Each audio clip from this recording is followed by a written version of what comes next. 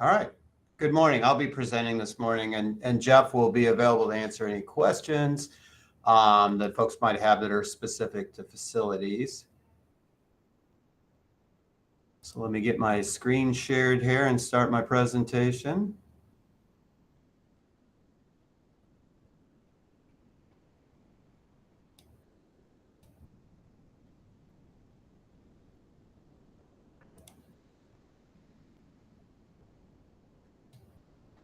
All right, just a quick introduction. So my name is Brian Walawender. I'm the chief of the Systems and Facilities Division. I've been chief since about 2019. Prior to that, I was the IT branch chief in SFD since 2011. And I came to Central Region headquarters back in 2006. So my background is mostly in IT. I also spent time at WFO Topeka as an ITO. I started as an ITO in 2001, and 35 years today, I started my career in the Weather Service at WSO North Platte. So I've been in the Weather Service for a while now and have worked mostly on the IT side, but I've become much more familiar with electronics and facilities over the last couple of years. So my division, the Systems and Facilities Division, we cover a pretty broad range of items, and I'll go through some of the things we cover, but I'm just going to throw out the slogan that Mark Betch, my previous Electronics and Facilities branch chief, developed. If you can touch it, it's our responsibility. That's pretty much true. I mean, we pretty much anything you can lay your fingers on in the building, we ultimately have responsibility for it. So in SFD, we have two branches. We have an Electronics and Facilities branch, and we have an Information Technology branch. And then I have two chiefs in charge of each of those branches that work directly for me.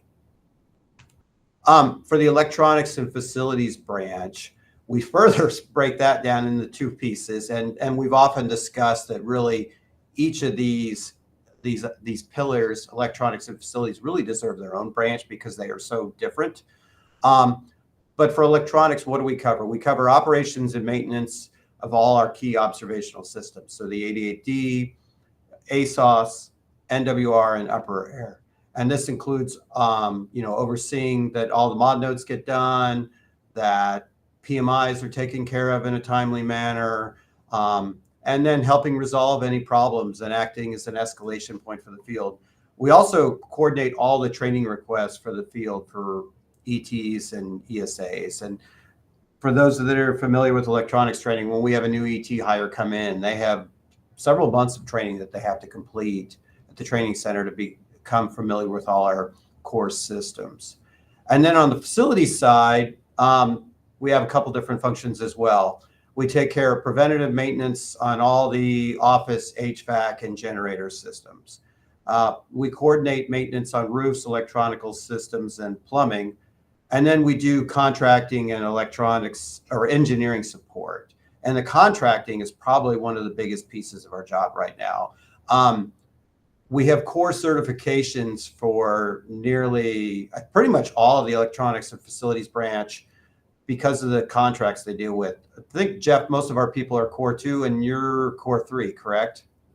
It's kind of a mix. I think actually I'm only a core 2, and we only have a handful of FPs that are core 2 as well. Most of them are core 1. But to be core 3 is probably a little bit overkill, honestly, in our area, because core 3 is for multi-million-dollar contracts, and we typically don't have a lot of those because of our budget. I'm going to go through the electronics and facilities branch, and Jeff, you're certainly welcome to weigh in on any of these individuals. First of all, it's Jeff. He's my electronics and facilities branch chief. Prior to Jeff taking this job, he was our regional engineer and did a lot of work for us as the regional engineer. And then prior to that, he worked for private industry. Bob Rashears is our longtime EPM. Bob's been in the agency longer than I have, and Bob came through the agency as an ET, and then he's been EPM here at Central Region well before I got here. So Bob is our expert in electronics. Jeff Maurice, he's a regional maintenance specialist, and he works out of the Evansville, I guess we call it WSO, and his job is he maintains the Evansville radar, the nearby ASOS, but then he's also our phone expert. So any problems we have with our phone systems, Jeff is typically our expert. We also will deploy Jeff frequently out to help take care of sites where we have a specialized issue or we're short staffed or something like that. Michael Humphreys in Topeka is our other RMS. He is our ASOS specialist, and he also helps out the Topeka office because the Topeka office only has a single electronic technician.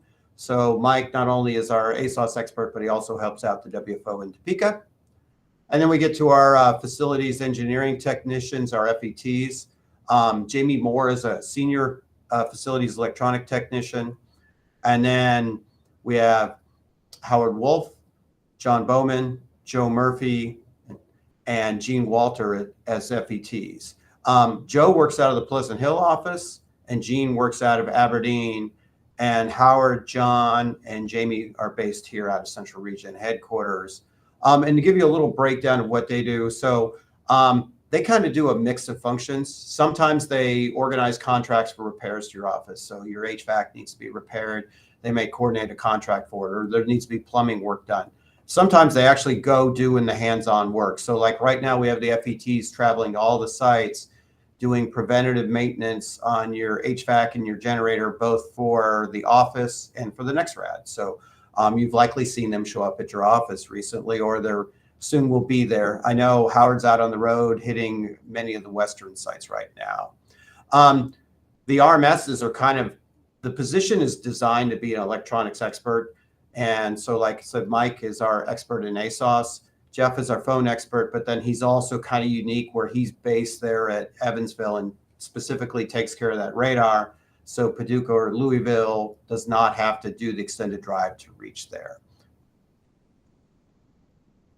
Wanted to take a minute to talk, because facilities is always a very popular topic and it can be very polarizing. So I kind of want to explain the differences we have in buildings across Central Region. So there's two types of buildings we have in Central Region. We have owned buildings and we have leased buildings. In Central Region, we only have 7 leased buildings, and those are Boulder, which we lease space in a NOAA building. Central Region headquarters is GSA lease, so is Minneapolis, Topeka, Davenport, Duluth, and Omaha. Typically, a GSA lease will run for about 20 years. And when the lease is renewed, they give us what's called tenant improvement funds that allow us to make some modifications to the facility, and that's built into the lease. So these facilities are typically renewed during the lease. Well, given the timing that when a lot of these facilities were created, they've recently gone through their 20-year cycle. And so like if you come here to Central Region headquarters, you notice we have brand new bathrooms and we have a new break room. Or if you go to Omaha, you'll notice that it's been refreshed, or Minneapolis. Same point, you can go to Dodge City or Pleasant Hill or Wichita, and you notice it pretty much looks like the building that was built in 1990. And that's because those buildings are owned. And like I said, those were all built during the modernization in the mid to late 90s. And unfortunately, any changes we make to those buildings, we have to fund out of our base facilities budget, or we have to get money from the Office of Facilities.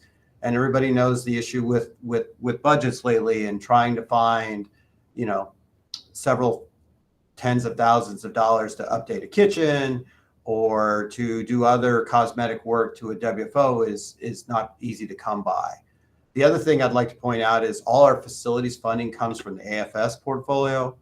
And as everyone knows, the AFS portfolio has the most amount of labor in it and typically is the shortest of money. So it is frequently very hard for us to get a lot of money for facilities projects.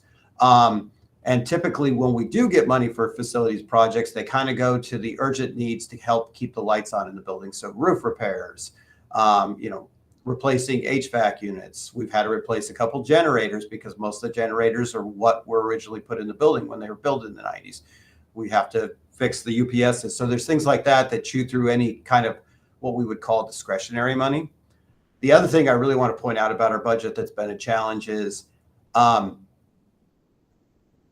overall, the amount of, I guess I'd call it discretionary money we have in our budget to be able to do changes and repairs has gotten smaller and smaller because our must-pay costs get higher and higher every year. So the facilities budget includes your lawn contracts, your janitorial contracts, and various items like that. And those items have continued to creep up and up. And so the amount of money we have available that's left to us for just any kind of discretionary work just gets lower and lower every year. So I know that doesn't help. I know that doesn't really help explain why Dodge City doesn't have a nice kitchen and maybe Omaha does. But that's unfortunately the reality we live in. So this at least give me the opportunity to explain that to everybody. And, hopefully at some point we'll be able to update some of these buildings. But right now, that's kind of the world we live in. Shifting gears a little bit, I'm going to talk about the IT branch. So the IT branch, we cover a number of categories. We do IT security. So if you have an issue like somebody clicked on a phishing link or something like that, and you would open a NERA ticket, that would go to our IT security. And I'll talk about who handles all that in just a minute. We do a lot of customer support. So helping people with their logins, or if they get a new CAC or email problems or anything like that. We also do networking. So we help maintain the switches at all of the offices, and then we maintain quite a bit of network gear here at Central Region. We do a lot of data management. So all the additional data that you get in AWIPS that doesn't flow down the SBN essentially comes through Central Region headquarters. And so we do a lot of ingest of different models and satellite and other data sets, and then send that down the network so it's available in AWIPS. We also handle backup and recovery. We run a backup server here that we send all the WFO data up to the cloud. And we have a Amazon Glacier cloud repository that we keep as kind of an offsite backup. So the FOs back up their data to the server, then it goes to us, and then we send it up to the Amazon cloud as an extra layer of protection. And then the other big thing we do is procurement. So all the monitors, keyboards, mice, laptops, servers in your office, we all handle that procurement up here at Central Region headquarters.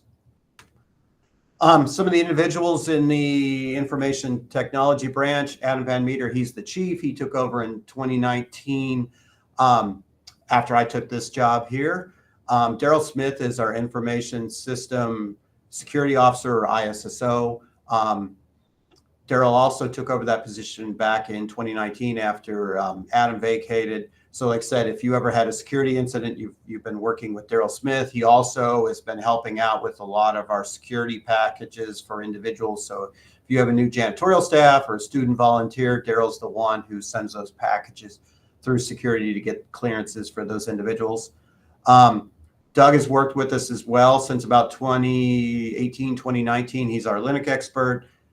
Adam Pollitt is a relatively new hire who came to us.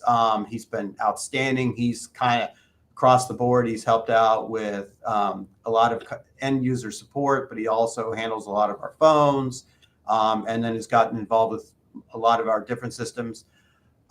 Matt came to us from USDA, and Matt works a lot with Active Directory. And then Michael Johnson's been with us for an extended period of time. And Michael does a lot of the external data ingest that we were talking about earlier. So he works with external parties to pull data from all different sources and bring it in and get it ultimately down to your systems. So I'm going to pause a minute and see if anybody has any questions before I talk about. So I've kind of talked about the past way we operated. Now I'm going to talk about what the future, at least for right now, kind of looks like for us. So does anybody have any questions?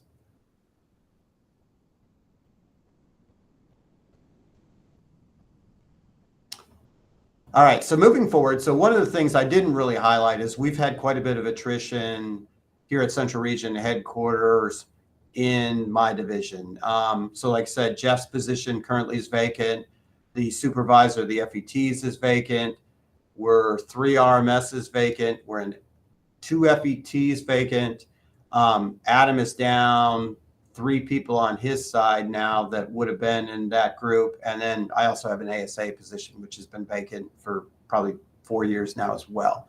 So we've had a lot of vacancy. And then throw in all the vacancy of ETs in the field, ESAs in the field, and ITOs in the field. So we've talked about we've got to kind of change around what we're doing to try to keep things flowing as smoothly as possible. So one of the things we just implemented yesterday was IT service hubs. And what this is a functional test of teams of IT specialists supporting multiple offices versus a single individual covering all aspects of IT in an office. So I'm really a big fan of specialists. Ever since I've worked here at Central Region headquarters, we don't have an ITO. We have a network expert. We have Active Directory expert. We have a Windows expert, and generally we find that those folks can solve problems quicker because we're not asking them to know everything under the sun. We're asking them to know a very specific area and do it really well. So we're doing a functional test of doing that right now with both the Central Region IT branch staff and the remaining ITOs. And so this test will run through the end of FY25, and then we'll see what comes in 26. So we've divided everybody up into 5 Service Hub teams. We have what's called Active Directory Enterprise Services tools. So this would be, they control your Windows account. They support your Google account. And do a lot of the back-end stuff like that. We have an AWIPS team, which will support, so in the past, we used to do a tech order. So if Randy wanted to change made to AWIPS, him and his staff would work on a tech order, and we'd send it out to a couple sites to test. And then once it was tested, then we would send it out to the field, and typically we'd give him a month to get it done. With this AWIPS team, Randy can say, hey, I want this change done. The AWIPS team can huddle up with the appropriate member of Randy's staff, and we could probably implement this in a week. So we should be a lot more agile in getting changes done that we need to do to support our operations. So I'm very excited about that. The IT security team is fairly small. We have Josh, who's an ITO from Grand Junction. And then we have Daryl on that team, and they're handling all the security issues. We have and then our Linux and network teams that have kind of combined. So they handle the Linux server in your office, and then your switches in your office. And then finally, we have the really big team customer support, which handles all the laptops, as well as patching and scanning those laptops. And then any question you and an individual have, I'm having problems getting my Adobe to work, or I'm having problems with my web browser, whatever, they would field those type of problems. So that's what those teams will be doing. And then electronics wise, we divided up into service hubs as well. And what we're doing is we're pulling the ESAs and the ETs in these groups and working across county warning areas to make the most of the staff we have left. So the example I always like to highlight is Central Illinois. We currently don't have an ESA there, and we don't have any ETs there, and we don't know when that's going to change. So what we do is we leverage the staff at Davenport and Chicago and St. Louis to provide electronic support to that group. And so Matt Lemon is heading that, and it's been a tremendous success story where we've managed to take care of that equipment. We TDY folks there when we need to, like during active severe weather, but they help manage that. So we've divided the region up into service hubs, and then what we're doing is we're collectively working across those service hubs to try to provide the best sort we can, giving the limited staff we have. Because we've said we're down, I think, 10 ESAs and over 7 ETs across the region. Another good example is up in the upper Midwest, Minneapolis, Grand Forks, and Duluth. We only have one ESA there, Mike Lucas. And so Mike has been helping guide the ET work both at Minneapolis and Duluth. And both MICs there are great, very appreciative that Mike is willing to take all that on and help coordinate all of the work between them. Same point, we've got Travis helping out in the, kind of the Western Great Lakes. We've got Chad, who's been a really big help in Gaylord's area. Pilar, Nathan, I could go on, Grady, David Paschal, Lance, and Chris. So they've all been working together to really make sure that we're making the most of the limited resources we have to be able to get work done. So that's kind of, once again, this is also a functional test through the end of 25. And then as we go into FY26, we'll figure out, is this something long-term we're going to do? Are we going to change the groups? Are we going to change how things work? And that's so that's kind of just a peek at the future. So really that's the meat of what I have talking about what we do in SFD. A lot of what we do is quietly in the background, which is okay. Our goal is that, we want just things to work for everybody, and we empower the mission. I think I heard somebody else make the quote one time, you can't have a roadmap if you don't have a road, and our job as the division is to provide that road so services can be executed. So I'm happy to answer any questions anybody might have. All right. Thanks so much, Brian and Jeff. Does anyone have any questions? If you do, feel free to type it in the chat, raise your hand, or just start talking.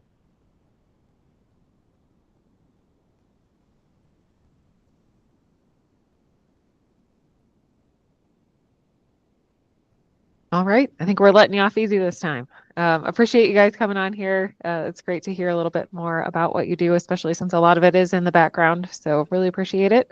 And if you do have any questions for either of them, I'm sure you can reach out at a later time. We will go ahead and post this recording when we get access to it, which should be later this week, and we will let you know when it's available. All right. Thanks, everybody, for joining. We do have a question for you, Brian. In honor of Mike Hudson, do you have a Jayhawk anywhere in your office? No, I do not. And I don't have a Jayhawk on any of my clothing today, unfortunately. I should have planned. Yeah, it's Green Shirt Day at Central Region headquarters for some reason. All right. Thanks, guys.